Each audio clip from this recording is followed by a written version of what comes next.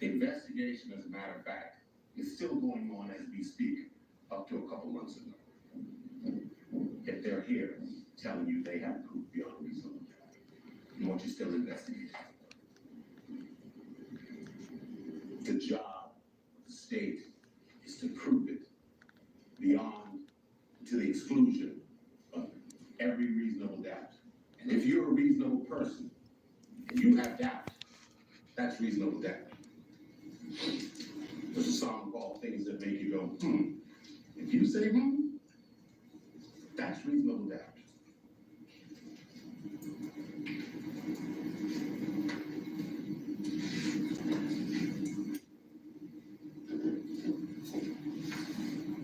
You do not. Ms. Bradley is charming. She's good at her job in some respects. But this is not a popularity contest. We don't give, hey, good effort. We don't give participation awards. This man's life is hanging in the balance. And if there is a scintilla of reasonable doubt,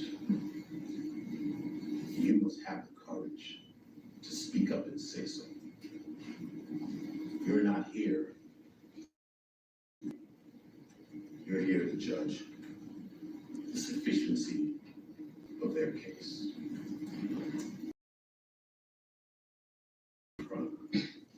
Just probably get to it. Charles, thank you. Counselor Rashid, you want to first witness? Yes, Your Honor. The state calls Officer Jessica Amenger.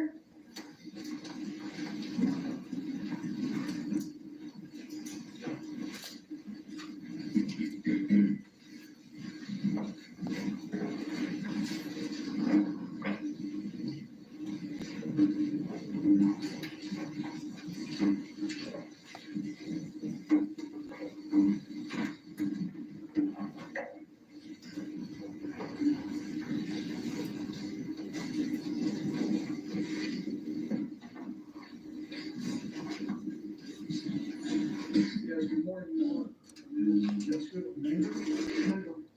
Welcome. Come on, here to throw it. What I'd like you to do is remain standing. Do your thing, son. Thank you. Just raise your right hand as best you can.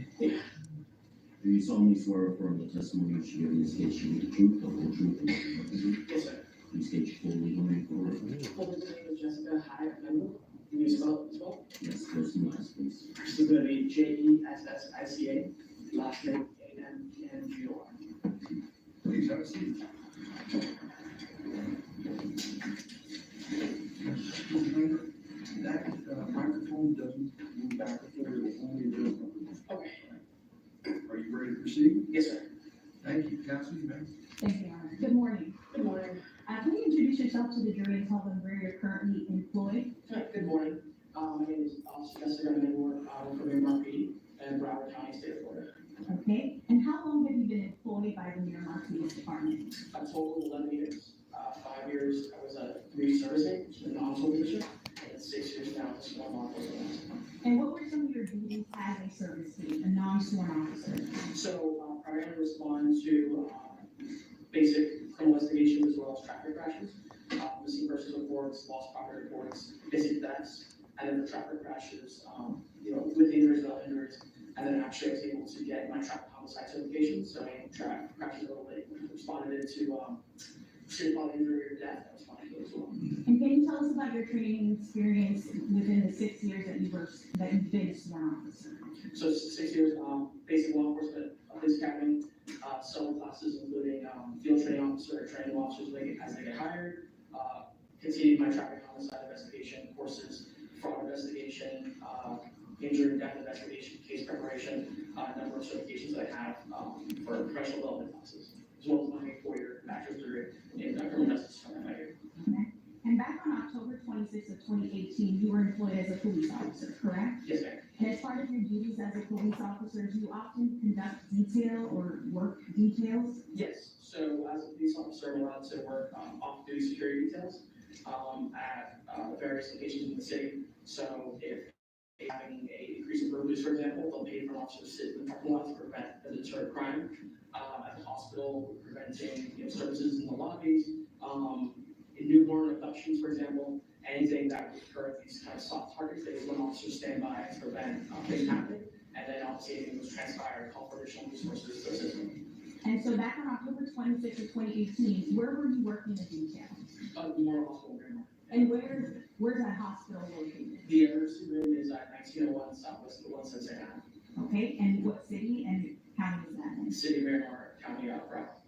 And are you generally familiar with the area of the hospital? Yes, ma'am. Can you kind of give us a brief geography of the area, the main intersections and the highways? So the hospital sits on the corner of 162nd Avenue and Pembroke Road on the southeast corner. We border with Pines on the north side. So, and the ER faces Pembroke Road. All right, and where are you sitting or where are you working when you're working your detail inside the emergency room? So as soon as you close the emergency room, right there at the security desk, there's two entrances with two doors, but goes with the same vestibule. There's one side for the pediatrics and one side for the adults. So as soon as you walk into the door, I'm sitting right in the middle at the security desk. And so on October 26th of 2018, while you were working your shift, do you recall a time where a black male approached you? Yes. Can you describe for the jury his general demeanor? So sitting at the ER desk, and he comes running inside to my left, so the pediatric entrance, and he's very excited, like heightened state of alert, something traumatic or something just happened. And he's like, hey, they just shot my car, they shot my friends, like, I need help, come help me. Okay. The initial interaction. And based on his statement, how do you proceed? So as soon as I walk out the ER and I see the vehicle had multiple bullet holes on the side, I immediately reined him in for additional resources because beyond this, like I can handle by myself. And then asking, hey, I need additional officers, as soon as possible, urgently to respond to the hospital. People that's been involved in the shooting and see the multiple bullet holes, and then looking inside of the vehicle and see two unresponsive males. So I advise I had possible dead persons as well. Okay, so let's break that down. You're sitting at the security desk inside the ER. This male approaches you, and based on that contact, you exit the ER. Yes. Correct? Where was that vehicle that you just described located? So imagine I'm sitting at the desk at this, and there's door here. So he comes to this door on the left. As soon as I walk out that same door he came through, the vehicle's parked in the drive-through lane, and you see the right side of the vehicle. Okay, so it was immediately apparent upon you exiting the ER? Yes, ma'am. Okay, and what type of vehicle is this? It was a blue Jeep SUV. Okay, and you said that the vehicle was riddled with bullets, if that was your statement. We had several bullet holes on the right side. Okay, on the right side of the vehicle. Yes. And you mentioned that there were some individuals inside. How many people occupied the vehicle at the time when you saw it? One gentleman in the front passenger seat and one in the rear right passenger seat. And when you approached the vehicle, was it apparent their condition? Yes, they weren't moving. Okay, how so were you able to, I guess, determine whether or not they were injured? So immediately looking by the vehicle and, the fact that multiple bullet holes inside, they weren't moving, somebody was able to maybe help them, maybe in obvious pain, screaming, moaning, and then there's nothing. Did you attempt to render aid? Yes, so I immediately, after waiting in for assistance and letting the security guard at the desk, hey, I need doctors and nurses and everything to come out to help me. Around 11, I reached the side of the front passenger seat and checked the pulse of the gentleman to the right wrist, and didn't find anything. Okay, upon you doing that, you mentioned that you already called, did you call for assistance for law enforcement from Miramar Police Department? Yes, immediately. And then, besides your attempt to render aid, did medical personnel eventually come out and attempt to assist you? Yes. Were you present for that? Yes, ma'am. Okay, and were you present when they took the victims inside? Yes, ma'am.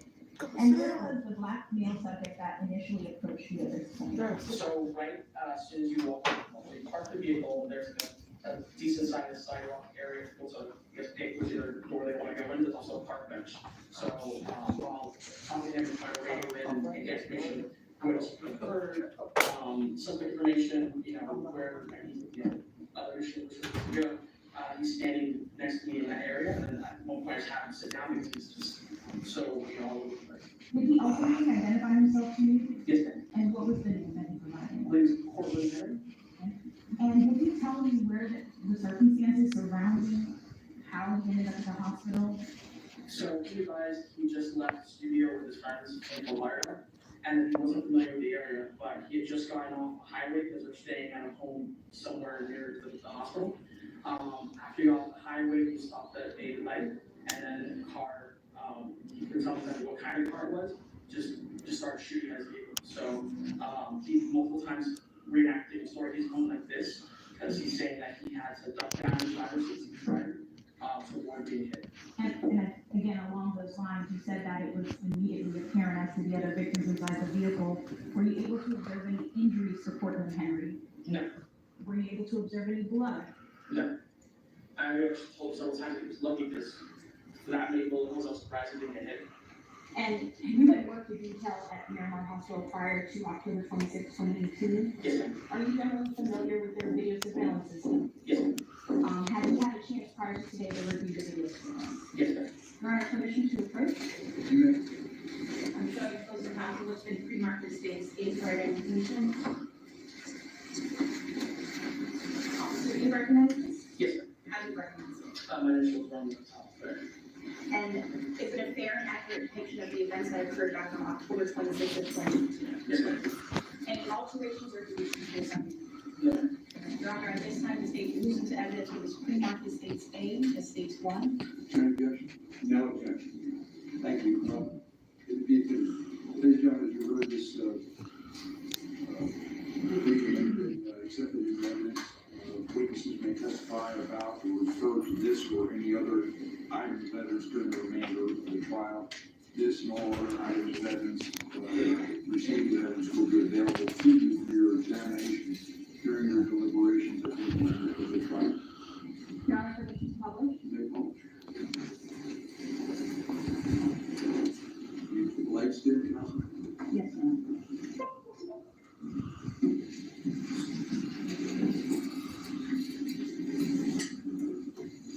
Excuse me. Can you see? Can you tilt the screen? Just hold on.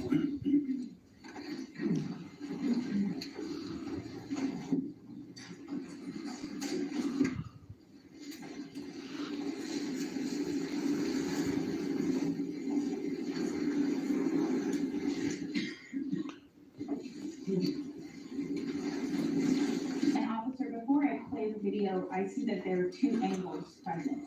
The Pembroke bus entrance, can you tell the jury, orient us to where that view would be? So yes, so the hospital sits on the southeast corner of Pembroke Road and 162nd Avenue. So the hospital has multiple entrances to get to the property. There's an ER building on the north side and a medical office building on the south side. So this entrance that you're seeing now is actually facing Pembroke Road. We would go south to go to the ER from Pembroke. I'm publishing now, Pembroke West entrance.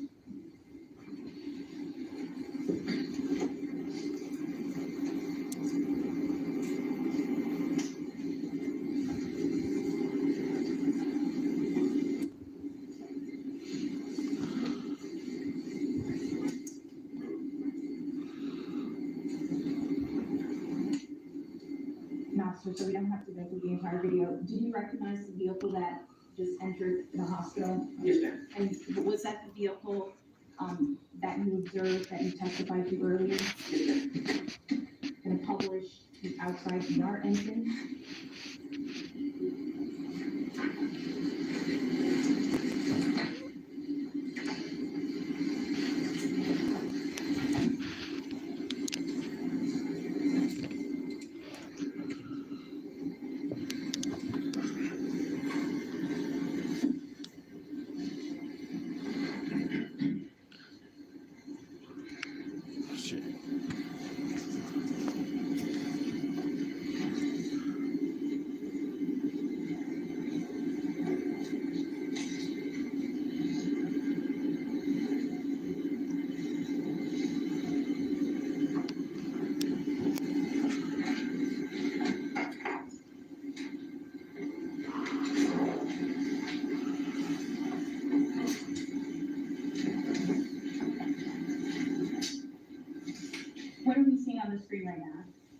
So this is the sidewalk filter I was telling you about.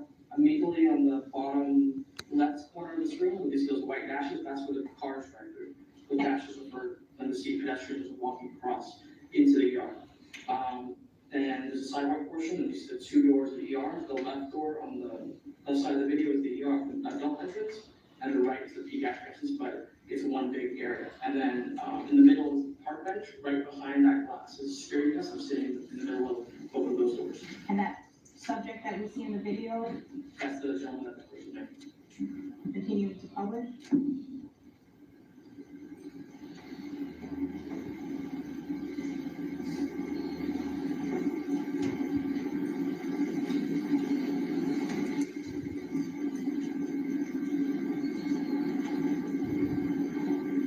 I'm gonna pause the video at 4:36 and 11 seconds.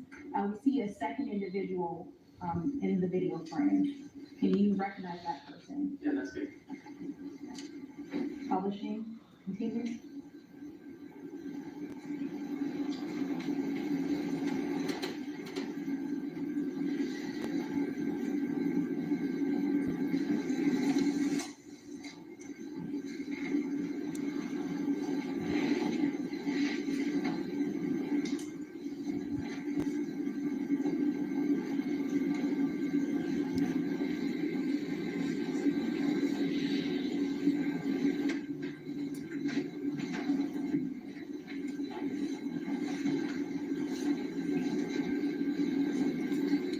I'm gonna pause the video at 4:36:51. Is this where you indicated to us earlier that you had him sit down, Cortland Henry? Yes, ma'am. Now, you can't see the Jeep in the video frame, is that correct? Yes. The Jeep would be located at the bottom left, my left of the Yes. screen? Yes. Okay, and I noticed that you approached and you were talking into something. What was that? That's my authority. Okay, was that your, how you were able to request assistance? Yes, ma'am. Continuing to publish. That's me telling the security guard I need medical staff.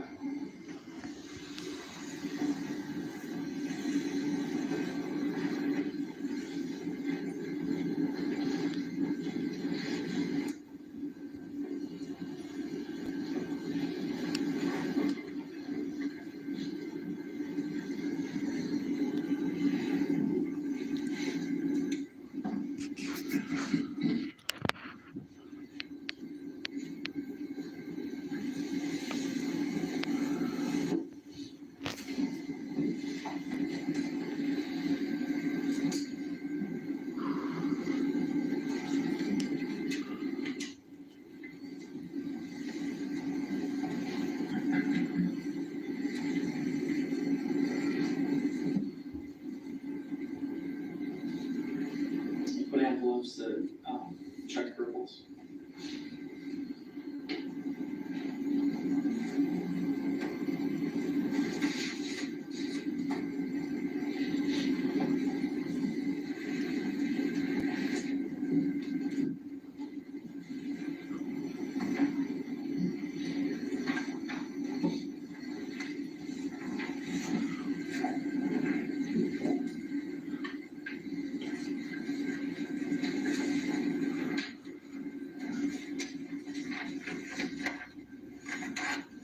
And I see you're continuing to talk to that subject that you identified as Cortland Henry. Yes, ma'am.